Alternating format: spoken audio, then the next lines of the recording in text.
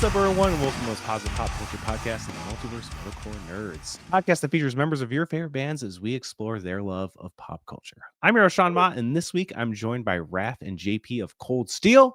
Welcome to the show. Thank you for having us, dude. Thank you. So stoked to have you guys on here. I'm ready to see what you guys are into pop culture wise. That's always the most exciting thing for me in this show is being able to sit back and then take what you guys are into, because I have no idea, and that makes it so much more exciting for me. That's awesome. Yeah. We'll tell you, we saw that you offered the podcast over to us for us to be on it, which first off, thank you. This is awesome. This is an awesome platform. I've been listening on and off for years, so awesome that we're on. But me and Raff were like, okay, but what are we going to talk about? And then Raff is just like, okay, I'm going to figure this out. Hits me up the next day. He's like, I have a list of every movie I've watched ever. And it's 5 pages. Dude, I think so. It looked the part. Like, if I could send you, I'll send you it. But, like, that's like, this is our first podcast. Give us grace. But we're here to have fun. Yes. We're just so happy to be here. Amazing. That's all this is here for, is to have fun and to be able to like talk about the stuff that we love while interjecting with the cohesion that is music that has brought us together. It's a beautiful, beautiful thing. And whether you're a first-time listener or you've been tuning in, whether it's on or off or every single week, thank you so much for checking out the show. If you're watching this on YouTube, hit that subscribe button, hit that like button, leave a comment, let us know what you're thinking of the episode. And if you're listening to this on your favorite podcast platform, again, best way you can support there, hit that subscribe button, leave us a 5-star review, helps the podcast continue to grow, helps more people find the show. And of course, you want your daily fix of Metalcore Nerds, you can find us on all social media at Metalcore Nerds. Since I've kind of revamped this show and changed it in the last few months, the main thing I start the episode on is diving deep into how the guests got into pop culture, like what made them fall in love with TV and movies. So JP, we'll go to you first. What is your pop culture origin story? Very early. I think I may have been 5 years old. The first thing I remember watching myself was, well, obviously as a kid, you know, you watch your cartoons, you watch your SpongeBob, your Cow Chicken, like the classics, and yeah, which are now considered vintage. But I remember the first time I went to the movie theater, I was 5, and it was The Grinch Stole Christmas, and game over. Like, movie theater experiences are just so, like, essential, and so it brings something different to my heart when I watch a movie in theaters compared to, you know, watching your Netflixes and all that. So that was like the start of me loving movies, but like, you know, I'm not the most specific person. I'm not gonna tell you each person that was in a movie or something like that, unless it's like Perks of Being a Wallflower. That was like my emo movie that like hurt my heart the real first time on my own accord. But yeah, no, I love movies. When it comes to TV, late, like when it was first starting, it was definitely like Cartoon Network, Nickelodeon. Ed, Edd n Eddy is like one of the greatest cartoons ever. Yes. SpongeBob is goated. Like, there's no debate that could be brought to that. And then my brother was a huge comic guy, so he had like the graphic novels for V for Vendetta, Watchmen, Batman, Catwoman, all that sort of stuff. So like, yeah, I have a broad spectrum of stuff that I've ended up loving. So yeah, I'm very broad. I'm not picky about stuff I watch unless it's like dolls. No. Oh, you dolls. You don't fuck with dolls? I went to therapy about it. Oh no. I will leave it there. It was a short stint, but I went. I needed it, dude. It was just like I would have nightmares about dolls, man. It was like No Toy Soldier. No, that was fine. But like Chucky was the one, and my dad woke me up with Chucky in my face. It was game over. I was traumatized. It was done from the get-go, man. So yeah, I thought dolls like that and Annabelle. Like, I love horror. I love my comics. I love gore movies, comedy, like all that. You know. Damn. Feel Okay. bad. No dolls. Noted. Noted. Noted. Noted on the no dolls. Okay. You mentioned SpongeBob. Have you Yeah. guys gotten the Bikini Bottom album treatment yet? No. No, I want that. Do you know what that is? No. So there's somebody on Instagram or Facebook that picks albums and has them restylized to be in like Bikini Bottom. So it'll be like random characters or Yeah. NPCs or like actually SpongeBob, like in the covers of these things. One day. That's to the get on that. That's the made it moment, by the way. Yes. Yeah. That would be the discipline. One, we're manifesting that right now. That's gonna happen. To make that happen, because that's a pinnacle moment. That's a, like, you're like, oh, we've made it. We're here. We've arrived. Exactly. Yes, dude. Raff, what about you? What was the catalyst for you getting into TV and movies? So pretty much like JP said, you know, you kind of grow up with all the cartoons, all that good stuff. Another thing for like pop culture, I guess, was my dad and my uncle are super heavily into Pac-Man. Like one quarter would last an hour to two maybe. So we had a Sega Genesis and they would constantly just be going back and forth on it. Growing up, then like getting on later into life, I was like, oh, you know, like this game looks really fun. Started playing that a bunch. He also then took me to see Daredevil in the movie theaters with Ben Affleck and Colin Farrell. And that was top tier at that moment. I was like, what? This guy who's blind is just fighting crime. What the hell is going on? And like JP kind of said, you know, it's like when you're in the movie theater, you really dive into the experience and are like immersed into what's happening in front of you. Real dude. But yeah, and then later on in life, I started like I would always watch like Comedy Central, and there would be a bunch of comedy movies just streaming on there, like Tommy Boy, Black Sheep, a lot of Chris Farley stuff at the time. And those were like always the go-tos at that moment. And then, you know, you get into like the whole horror genre and everything. And unfortunately for JP, but I love Chucky and the Bride of Chucky and the Seed of Chucky. That was my shit back then. Yeah, me too. I was a little scared, but I was like, this is tolerable. I saw 13 Ghosts later on, and I was like, don't you ever put that shit on my TV again. I was like, gone. You couldn't find me if that was on. That's me with The Exorcist too, dude. Homegirl with the head going back. No, game over. That was a lot. Whoa. But yeah, and then I kind of started getting more indulged from there on out with just kind of like browsing through different genres of like, because like I told you, like I was like heavily into comedy movies, and then came the dramas, the rom-droms, the horror, and everything else with it. And then you kind of like start to branch out and develop what you really like personally. So that was really nice. So have you revisited that Daredevil since you were younger? No. We were actually just talking about it. Oh man, it is something. It is something. That's 100% accurate. It is something. I would say don't. Yeah. Don't keep that memory cherished to you, and don't ever watch it. Ever. See, that's what happened to me with this one movie. What is it called? I'm blanking on it. But it's like if you die in the game, you die in real life. Oh, there's so much like that. Well, stay alive. Stay alive, I think, or staying alive. But yeah, I saw it in the movie theaters, and I was like, oh my god, this is such a cool concept. Oh my goodness, I love this movie. And I tried to revisit it, and I was like, you know, I want to be in that nostalgic mode. And 5 minutes in, I was like, I can't. This is a little too corny. Yeah, then definitely don't watch it. Definitely do not even try. Have you watched the Charlie Cox version that was started on Netflix but now is continued in the MCU? Have you watched that version? Oh, I need to. Oh, that so you need to watch. You need to watch that. Dude. You need to watch Jessica Jones. Like, oh yeah, dude, Kristen Ritter, genius. Yeah, She's so Jessica Jones season 1, top tier. Perfect. It's top tier peak shit. Marvel.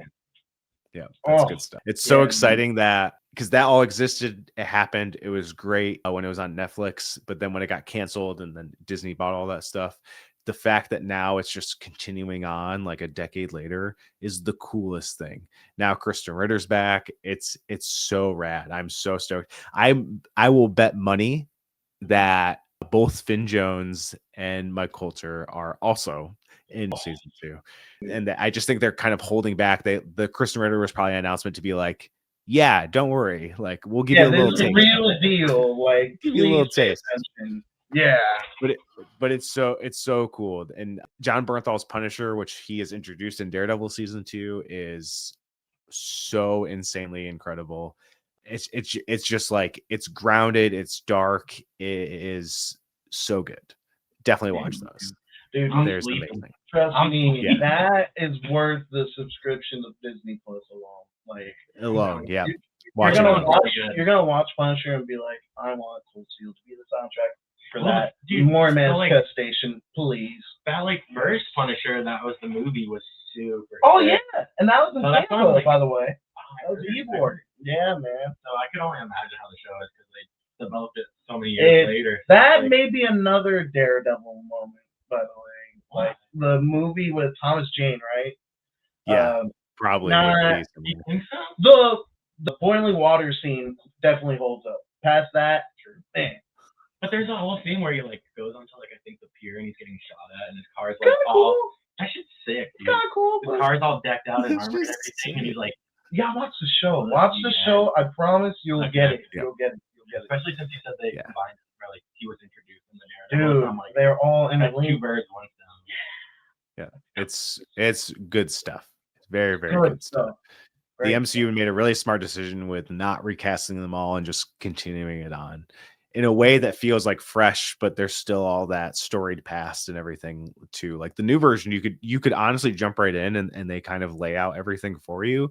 But there's definitely some things you'll kind of be like, oh, I don't get the full context of this. It's like, yeah, because there was 3 seasons of a series before that, It's one of those things where you would get more out of it if you have watched it, but you can definitely watch it without it. But I would recommend just watching all of it. I rewatched all of Daredevil's 1 through 3 before the new season came out, and it definitely holds up. It is so good. Yeah. So good.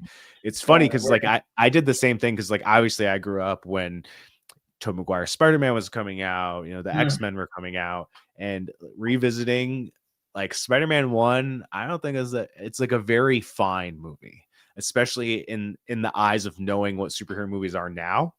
I was like, this movie is when people are like, yeah, the Raimi movies are the best Spider-Man movies. I'm like, Spider-Man 2 is up there, but the rest of them definitely not. The same with X-Men 1.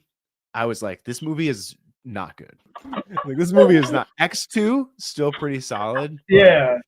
The problem with those movies is obviously Hugh Jackman's a great Wolverine, and they center the franchise around him because he became the standout star of them. But they are not good X-Men movies. They're pretty solid X-Men and cast movies, but they are not X-Men movies, and that's the issue with that. But if you want some X-Men stuff, watch X-Men 97 because that shit fucking works. Dude. So it's a perfect extension of the cartoon. Perfect extension, the original cartoon, the video games I was playing at Chuck E. Cheese, X-Men. Yep. That type stuff, man. That's the good shit. I think everything they've been doing on Marvel has been very, very impressive. I think the Punisher, we're not gonna talk about Iron Fist, but that whole Defenders idea was when it comes to show media on Netflix, that was a game changer.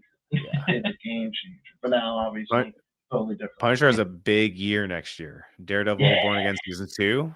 He gets his own special on Disney Plus, and then he's in Spider-Man. Big year. Big year for the Punisher. So it's gonna be. We got time. We got plenty of time. Plenty of time. I'm gonna hold you to that. I'm gonna hold you to the Defenders versus Watch party, and he needs to have it. Oh my god! At my house, I will live stream it. See, this is content right here. Get it going. Man. I got time. No worries. Now we know where you guys started in your pop culture journey, but I want to know what you guys are watching now. What have you currently been watching? Whether it's last few weeks, last few months, even this year entirely. For TV and movies, there's been a lot. So many people are like, I don't think it's impossible to run out of things to watch at this point. Even as me, someone who consumes a lot of things all the time, there's still things on my list that I need to watch constantly, always. It's a never-ending battle that will never be satisfied, and I kind of like it that way. But Raff, we'll start with you. What have you been watching recently? Oh man, mine's a little not niche, but it's in the past, I guess, because I'm like, I Okay. just love like the whole reality show aspect of like the 2000s and shit. So like I've been going back to the Jersey Shore originals, so like from season 1 and on. Ink Oh. Masters, Kitchen Nightmares is like Oh. by far my fucking favorite, bro. I used That to shit is love Ink Master Hilarious. so much. I like loved Ink Master. Even though the first 2 seasons, the tattoos are so not even good. Like the Not tattoo even artists, no shade to anyone who's a tattoo artist in the first 2 seasons of Ink Masters. But I remember being like, no, these guys aren't even good. Like, where did you get these people? Like, what the hell is going on? They're just cast my from God. alleyways, dude. Mm-hmm.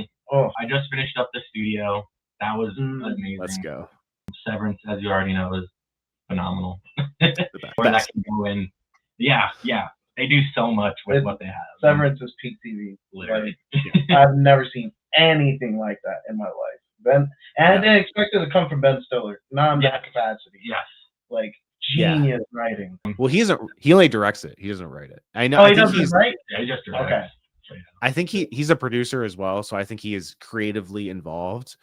Yeah. He's kind of was like the big name attached to it when it first came out. But Dan Erickson's the guy who came up with the idea and is like the main writer Dan Erickson. of the show. He really hasn't done much other than that, to be honest. It's kind of wild that he just came out and is doing this. I think there's like this crazy story of how he was just like a normal dude, and then he came up with the idea for like the biggest show on TV right now. Yeah, I heard that one. He's like, yeah, imagine if I could just like not remember going home, pretty much, or like not remember going to work and not having to deal with it. And then he's like, as soon as I walk out that door, and then he put pen to paper and fucking started going. He cooked. Yeah, Truly cooked. Wow. I'm like, what a good concept. I gotta look that up. I gotta give that show proper diligence because it is just proper. Yeah, they have a really cool podcast that Ben Stiller and Adam Scott host, and they do it like episode by episode. And they usually have a guest from someone who was on the show or worked on the show or something of that nature. And they go episode by episode and give like really behind the scene looks at like how they made the episode and everything like that. It's if you want to dive super deep, that's definitely definitely what you do. Dude, that's going in. I got to. I haven't listened to all of them, but I've listened to a few of them, and they're very, very cool. Like they had the guy on who did the score, and they talk about how they first like started crafting the idea of the score and stuff like that. It's really, really, really cool what they do on that podcast. I mean, I love things like that. Like obviously, like I wouldn't do a thing like this if I wasn't into finding out how like the nuts and bolts of how this stuff works. But that one's a very, very cool. If you're like super into that show, like that's the thing to definitely watch. Yeah, I that's my favorite show of the year, and I've watched so many shows this year, and that came out that came out in the beginning of the year, and nothing has topped it. Pretty wild. It is a winner. It's just truly a winner. That's why I had to jump to the studio because like that ended in the studio like started like right after, and I was like, whoa, thank God, something to save me from the depths of depression from it ending on the craziest note. Yeah, that's a different kind of anxiety the studio gives you, but it's mostly comedic anxiety. Yes. Yeah. So for those who haven't watched it, what you're missing out on the end is that I'm not going to do that. That just gave me that anxiety. That was good. That was really good. What I love about the studio is that Seth Rogen's character, every episode, you're like, what the fuck are you doing? Just stop doing what you're like. Just stop being you. You're like the worst. But that show is great. It's funny because it's like I feel like I didn't love it as much as a lot of people loved it. Not saying I didn't love it, but like a lot of people gave it like super high. It deserves high praise, but it's kind of in the top middle of my rankings of show of the year. Not to say that it's not good. I think that show is amazing and like actually super well crafted. But it's a show I watched and I was like, if they made endless seasons of this, I would be there for every season, every single season. Like, please make like 20 seasons of this show because it's just so fun and so like it is like it's like a fresh take on stuff, like even like meta commentary stuff, which happens kind of in everything, especially nowadays. Like meta commentary is a very big thing that people like to capitalize on, and that something about like insider Hollywood stuff can be a very niche thing that might not appeal to the mass audiences, but then it swept at the Emmys. Like obviously it was a massive hit, and I truly think that Seth Rogen thought this would not be like one of his most successful ventures. It was something I think he really just wanted to do, and Passion seemed like project. it was like a super passion project. And like he did it with all of his friends, and got some of the most crazy cameos, and like cameos of people being themselves, not even like acting. Well, some people are acting as themselves, but you know what I mean. Like having Martin Scorsese get a guesting acting nom, First acting as episode, himself is And you have to, like, crazy. try out his idea for the movie, and then you have to like shelve it essentially. Oh, I'm like, he's like, I think I just shelved Martin Scorsese's last film ever. They're like, dude, you're fucked in Hollywood. And it's so funny because like the conversation of that too, of like Kool-Aid being like a Jonestown story. I'm like, I would watch that movie. And then them being like, Kool-Aid's not going to be down for this. Kool-Aid's like the villain of the Jonestown story. It's so good. It's like, it's incredible stuff. It's You have amazing. like Bryan Cranston who's like on his asshole about it too. Oh, He's like, that's gonna make us millions, right? He's like, yeah, about that. And like obviously every episode's kind of a singular thing, but the Kool-Aid thing is like the ongoing plot line of season 1. And just seeing the like how that progresses is also amazing. And I definitely think that movie's gonna. It's so funny seeing things happen in real life and people just being like, "This is an episode of the studio," and it happens quite often, unfortunately. But it is what it is. It's pretty funny. It's pretty funny. There's like this one episode where they go to like the Golden Globes or like the Emmys, and his friend is just getting like all the or like just getting all the praise and thanks. Mm-hmm. He's not even anybody important in there. Like he's like. Seth Rogen is the director who directed all these movies, and instead of the praise going to him, it's going to his friend's house. So everybody who gets a Golden Globe is like, you know what? I want to thank Sal Saperstein. Someone asked him too, and they were like, "Why didn't you thank Sal Saperstein in your acceptance speeches?" Because he did like 5 acceptance speeches that night because they won so much. And then he had like a really good answer. He's like, "That would take away from the bit of the show." But then Apple, I don't know if they made an actual billboard or if it was just like an online thing, but it was a billboard in like the classic Apple, like all black and like the clean font, and it said "Thank you, Sal Saperstein" after they won all those Emmys. And I was like, "That's amazing." Raff, is there anything else you've been watching more current too? That's pretty much it. I got caught up on the You series, and that was good. I just finished season 3 after like I think I watched season 1 and season 2 like as they came out, and then just stopped watching because I think I always fall behind on Netflix stuff because I hate how Netflix does things. I hate binge drops. And I just forget about it, and then people talk about it for like a second and then it's gone. And then no one ever talks about it again. And I usually forget about it unless it's like a big series or a series I really like. So that one I fell off. But then recently I went and finished season 3. Season 3 is pretty wild. That's like the one with Love, right? It's the one where, him and Love moved to like suburbia. Yes, that one was crazy. And the whole ending for that. It's so funny because usually when I'm watching like TV, my wife's like reading or doing something else. But lately there's stuff that I'll put on that I know she'll get hooked into if I put it on. And that I was watching it and she's like, damn it, I'm invested. What happened with me?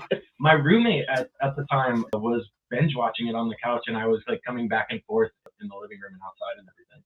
And I like stopped and I got hooked at one scene, and I'm like admiring he's like, okay, at first I didn't like how they do the whole swirl aspect around the person to really focus in on the person. But it I'm not gonna lie, it drew me to binge. And then I got hooked. And I was like, damn, what show is this again? I'm like, yeah, I'm gonna have to check that out later. That's just good production. Yeah, it's hard because it's the classic case of kind of everyone involved is terrible human beings. I mean, obviously the main character is kind of like a sociopathical murderer. So obviously, but he has this weird, like redeeming, likable quality to him where you're kind of like, I kind of like this guy, but I don't. It's such a wild thing. And then it's funny too. You're like, I like this guy. And you're like, what the fuck are you doing, bro? I hate you. Yeah, he's also a creep and a psychopath and awful. Yeah, that was my thing. I only watched 2 episodes, and I was like, that dude's weird. He the main character. He's gonna make me feel that for 3 seasons? Yeah. I'm good for now. I will take my time to watch it. It went for 5. So it's kind of like 5? Yeah. 5. It's kind of like a Dexter in a sense where you kind of know what's gonna happen, but you're like how does he go through with this? How does he get out of this as well? It definitely is very similar to Dexter, but Dexter at least has like a moral center, and this guy does not. Yeah. This guy, I love this that. guy does not. You. JP, what have you been watching? I'm in a couple of different quadrants lately. So, Okay. you brought up the Studio and Severance, and I think the closest thing in that realm I was watching was Adolescence. Okay. That show, it's like a 3 or 4 part show. I think it's a kid that gets arrested in the first episode. Basically, They just won they won awards, so right? many Emmys. Each episode is one shot. And one take. One take. And it is brilliantly produced. The acting from, I forget the young kid, but yeah, I forget his name too. He won the Emmy for that. Yeah. Yeah. First thing he's properly in, and he's like, it was daunting because it speaks a lot to like toxic masculinity and trying to have that represented towards, in their case, their child, and realizing, oh, this person actually committed one of the worst crimes you could possibly commit, was trying to lie to get out of it, and then gets caught on film. And then you see the moment of the father finding out his kid is a criminal, and it's just like distraught beyond belief, but still gives him his love. Still gives him love, still like tries and nurture. Yeah, get nurtured through the jail system and all that. And the way everything's portrayed in that show was immaculate. So that's like my favorite show. I want to make sure I mention that show because it's brilliant. It's great because the parts are like 45 minutes long, and it's all one take. It's great. Like the opening scene is the police coming into the house and arresting this kid. That's the opening scene. And it follows like the cops coming in the door, going up the stairs, the parents being like, what the hell is going on? It's like, and that's not giving anything away. That's like literally the opening scene. First moment. And it's crazy how and it's not like single. I think the second episode might be a single location. It's like it's like the boy and like a behavioral therapist, I think. And that's like kind of single location. But a lot of them, they go in cars and they go to places and stuff and all in one take. Like it's crazy. Because the studio almost every episode is shot in one take too. Seth Rogen has kind of talked about that. He's like, the editing's really easy because he's like, there's not many edits. It's everything's kind of like in chunks of one takes, but like those are like half-hour episodes, and not all of them are one take. I think that the one called The Oneer is shot in one take, but these are like kind of like mini movies all shot in a single take. And that, because if you think about it, if one person is off, if one kind of like moving part is off, you got to start over from square one. So like imagine getting like 95% of the way and then like messing up and going, that's bad. It's part of the stress of that. I cannot fathom. It's crazy. But yeah, that's a great show. Great show. That one won a lot of stuff, got a lot of acclaim, and it's all very warranted and 1,000% earned. Definitely. And I'll only mention one more thing about it because the main guy was Stephen Graham. Yes, Stephen Graham. He is from Liverpool, and I'm a soccer guy, so soccer guy. I've been watching Liverpool for a decade. I consider them the best team in the world now, and if there's a TV on my screen, I'm probably watching Liverpool. I know sports aren't necessary. It's kind of, it's pop culture. Yeah, it's popular. But if I start, I'm not getting the jersey. Okay. I wanted to put the jersey right over here, but like it's because I have a flag of another team because they came here for preseason in Tampa, and I saw it. But it's like I represent one team only, Liverpool. It is like ritualistic in England. You know what I mean? I will not cross colors with that. So, but I want to bring a Liverpool. That is like, outside of music, that's the one passion. Like the next passion I have is football and watching Liverpool play, like understanding the coach's tactics behind each player that he utilizes on the field. Like I didn't expect it to hit me the way that it did when I was younger. Like just watching like the Sidemen on YouTube. You know what I mean? Just them playing FIFA videos and opening packs, and then me falling in love with the sport way more than anything in America. Like I didn't anticipate it at all. But Liverpool, best team in the world. So there's those two, and then I'll reel it back in a bit. Shows based on video games. So the main Okay. two All right. that I watched recently were Halo and Splinter Cell Deathwatch.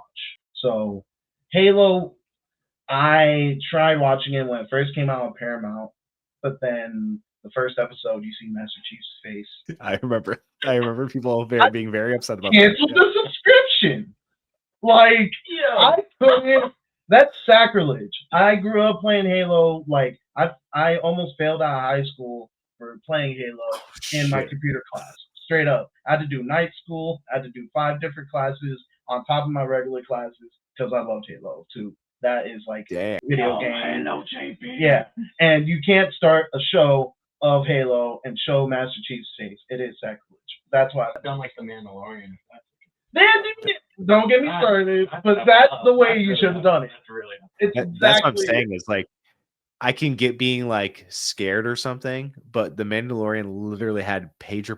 When Pedro Pascal first became the Mandalorian, he wasn't as big as he is now, obviously, but he's taken his helmet off like twice in like 3 seasons for like a scene. You know what I mean? Like, Nope. And I think the dude took his helmet off like multiple times, like a lot. No, like, it's like a the lot. other way around. The amount of times that Pedro took the helmet off, that's the amount of times Homeboy put the helmet on for Master Chief. He don't fight. He's enough, but he fights more with his face out. It's just like you're not supposed to know 117, bro. Yeah. You're not supposed to know the guy behind the helmet ever. And then Master Chief. Yes, but then basically it came onto Netflix like this month, so I was like, okay, Right. I'm gonna give it its grace. I'm gonna try it because it's Halo universe. I love it. I've played almost every one of them. I have to give it a chance, and it's okay. Okay. Yes, they do the Arbiter dirty in the last season they put up because the Arbiter is supposed to be so sick from Halo 3. You know what I mean? Like he's supposed to be in depth, a proper character, but he just gets his ass whipped, and then they just go and find a fucking terminal, I guess, at the end, and I'm just like, everything in between, just let me to that, like, within one vision, within 2 seasons, and just everything in between just didn't hit the same, so I was like, you know? Yeah.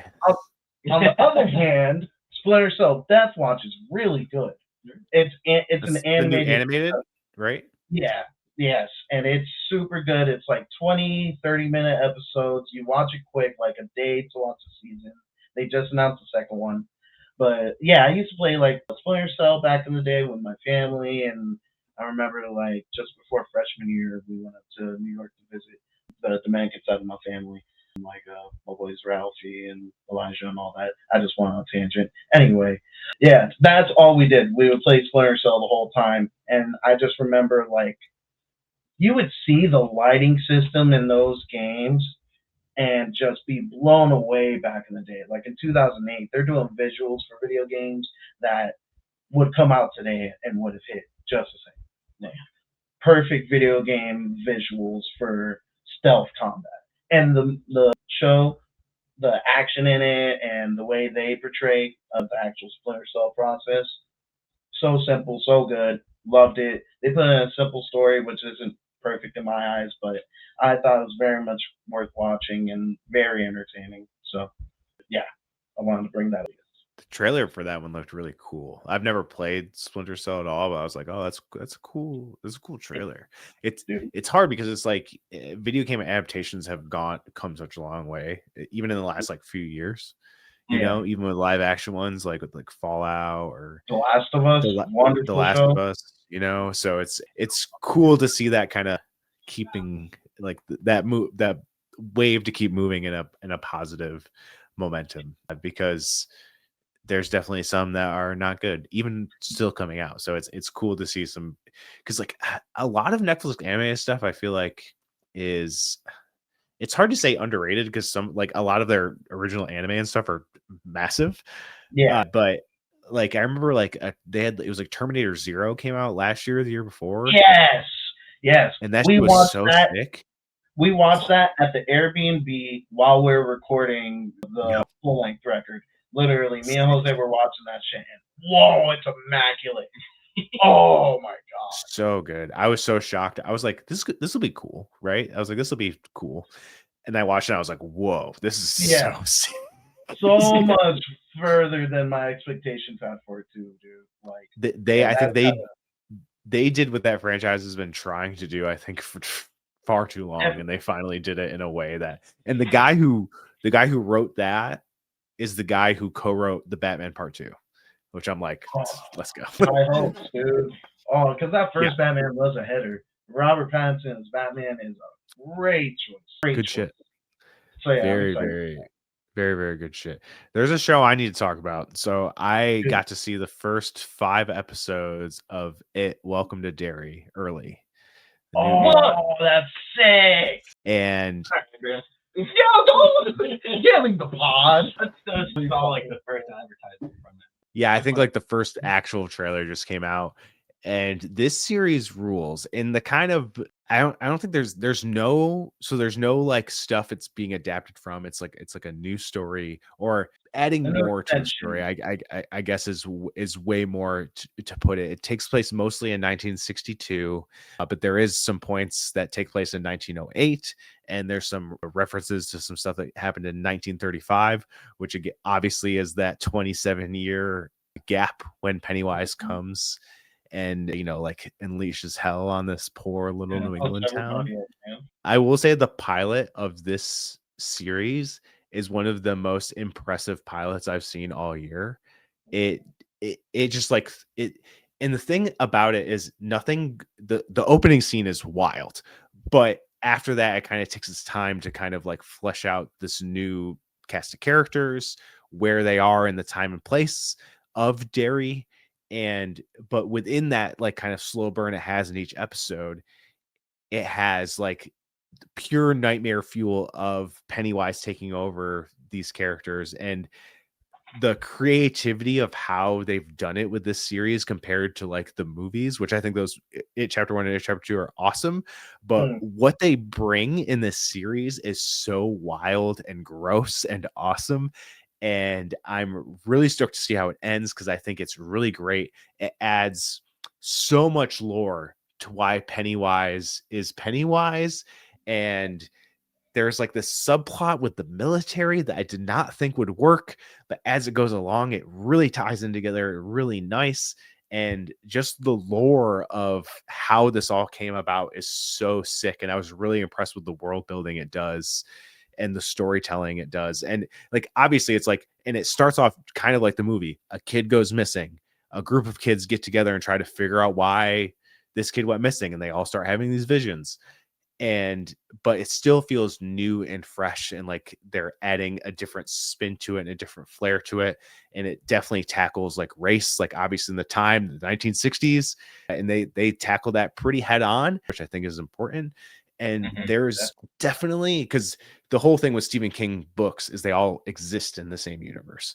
And there's definitely some things that if you're a big Stephen King fan, you're like, oh, okay, that's cool. And it's stuff that you don't even realize until it kind of fleshes out. And you're like, oh, wait, that's why this is happening. Holy shit. So definitely watch this series when it comes out. It comes out October 26th after Task is over. That's, I think by when this airs, I think the first episode will be out.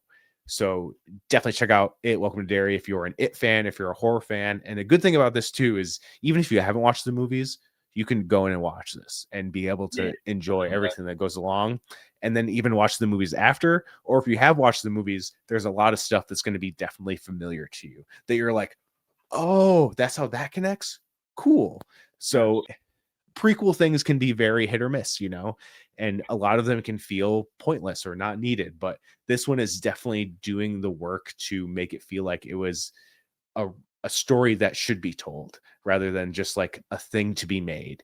And the last thing I'll say about it is a lot of series, especially nowadays in the streaming era, where, a lot of seasons went to like 6 episodes or 8 episodes or whatever. At the end of episode 5, I feel like, wow, we're in such a good spot a little halfway through. Like if there was like even one more episode, I feel like they could probably flesh everything out. But the fact that there's 3 episodes left, I'm even more excited to see how it culminates, because it definitely didn't end in a key note, but like where we are at in the story is way further along than I anticipated, especially in like watching a lot of series nowadays.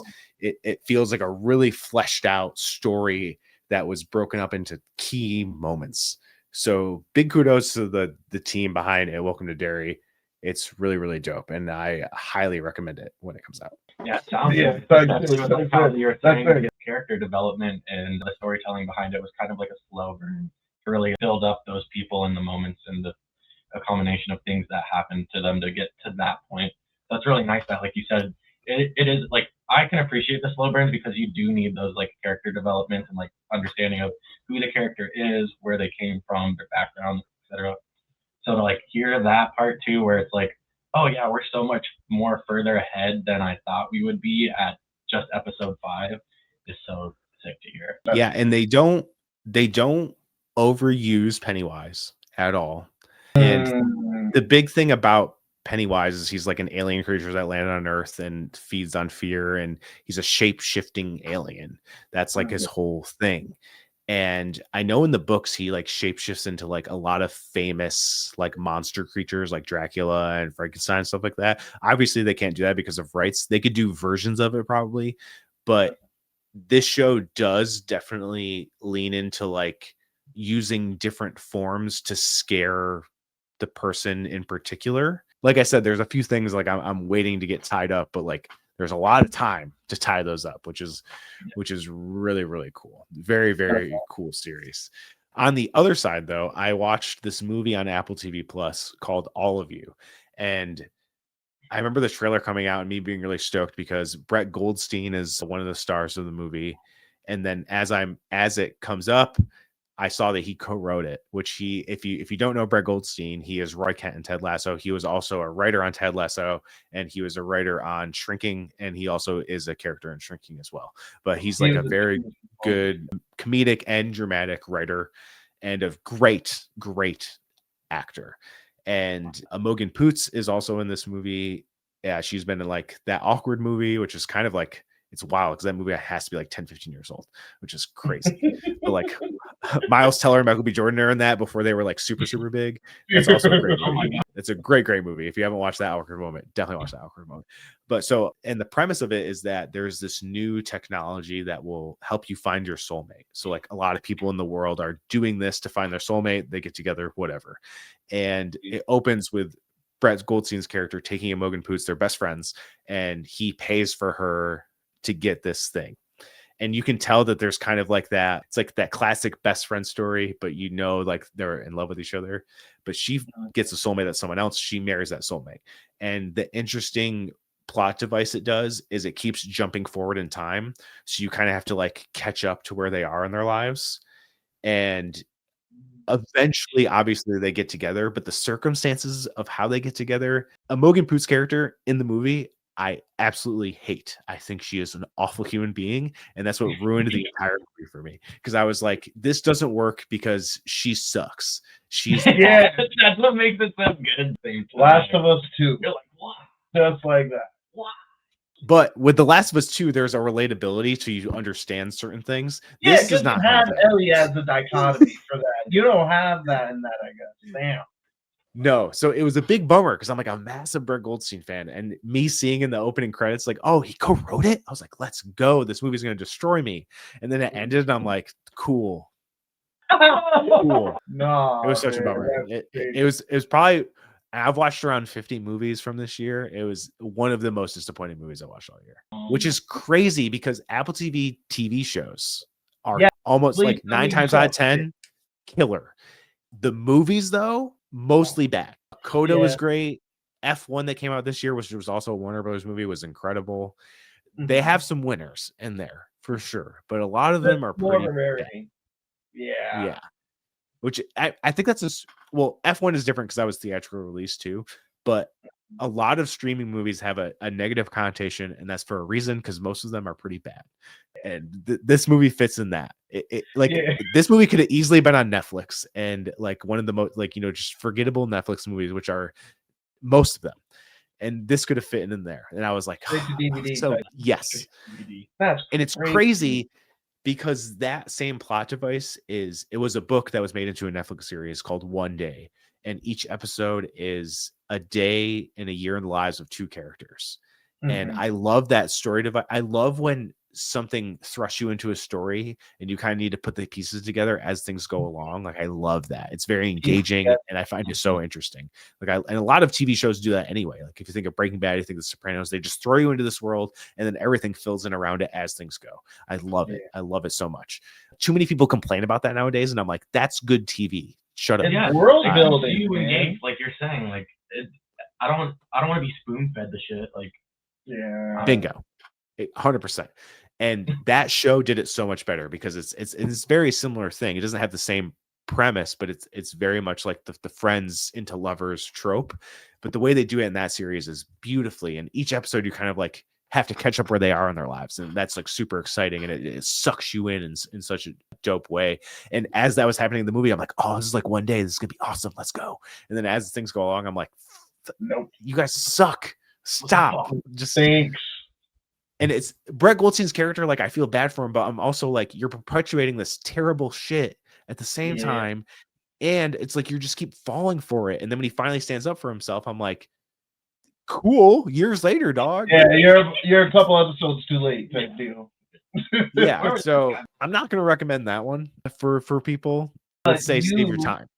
Yeah, you should watch Brett Goldstein do his thing, whether it's Ted Lasso, okay, I'll or stand up. He's actually very good at stand up too. We're gonna watch that one. Yeah, definitely watch Ted Lasso or Shrinking. I love Ted Lasso. Ted Lasso, believer until the day I die. I'm so stoked it's coming back. My fucking guy, yeah. But I think Shrinking is the better show, which is funny because it's like the same team. It's the same team. Yeah, it's the same show creator. You can have Harrison Ford. You can have Jason Segel and not expect perfection, especially with Brett writing on it. Like, oh man, like it is. And this is not hyperbole. It is Harrison Ford at his best. Easily. That's what I keep hearing. Easily at his best.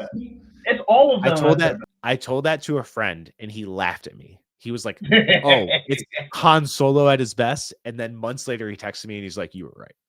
And he is not. Yeah. He is not the guy to admit that he's wrong. And he was like, "You were right." He had to learn ball. He had to learn ball. He had to see it. It is genius. I cannot tell you the amount of times I cried because of that show. It is. Oh, that show is so emotional. Kills me. It's perfect. And it's just a perfect ode to therapy and just the proper utilization of it and the improper ways. Definitely the improper ways of it. Yes. Nailed it there. 100% nailed it. JP and Raff, thank you so much for doing this. It was amazing chatting with you guys. You guys are awesome. Thank you for having us. Yeah, man. Welcome back anytime. Seriously, the invite is always there. I love having people return to the show. It's one of my favorite things. But before we get out of here, please let the people know where they can find Cold Steel, what you guys got going on. Let them know what's up. That camera. Instagram's the best way to keep in contact with us. It is Cold Steel Band SL. We just announced our album release tour for our debut release on Spine Farm, which is Discipline Punish. So we will be going up and down the East Coast in November. We'll have an album release show November 8th, which is the day after the album comes out. Yep. November 7th. So Discipline and Punish, November 7th, baby. That is our lifeblood. It's the thing we've been working on for 2 years. One of our other guitarists, Raffy Carbonell, came with us with the core of it, and we kind of shaped the rest of the album together. And I think it's a really good image of the six of us combining for the first proper time on a full-length record with Arthur Rizek, who is a metal and hardcore genius. If you haven't listened to Blood Incantation or Cold World, you need to catch up. Champion. Yeah, Eternal Champion. Please catch up. Please catch up. Arthur Rizek, I will ride for the man forever. December, we're doing 4 days in Florida with Obituary, which feels so right because Death Metal Tampa, doing 4 days with them. We are so grateful that we get to do anything like that and to do anything like this. So we're grateful to be on your platform, and we're coming back. I'm not taking no for an answer. You're stuck with us. So, bing, bing. Yeah. 5 big booms, right? Oh! Boom, boom, boom. You did it. That was 3, by the way. Boom, boom. That was only 3. There we go. I can't be the only one. I can't be the only one. Amazing, guys. I will link everything down below so you can go support Cold Steel. If they're coming near you, go see them. I'm sure this is the beginning of what's going to be a lot of cool things for you guys. So congrats on the new album. I'm stoked to hear more of it. And if you want to support the podcast, just go to metalhearts.com. You can find all our links there in one easy place. And if you want to follow me on our personal account, it's just at SeanXMod, Instagram and Twitter. And until next time, see you later, nerds.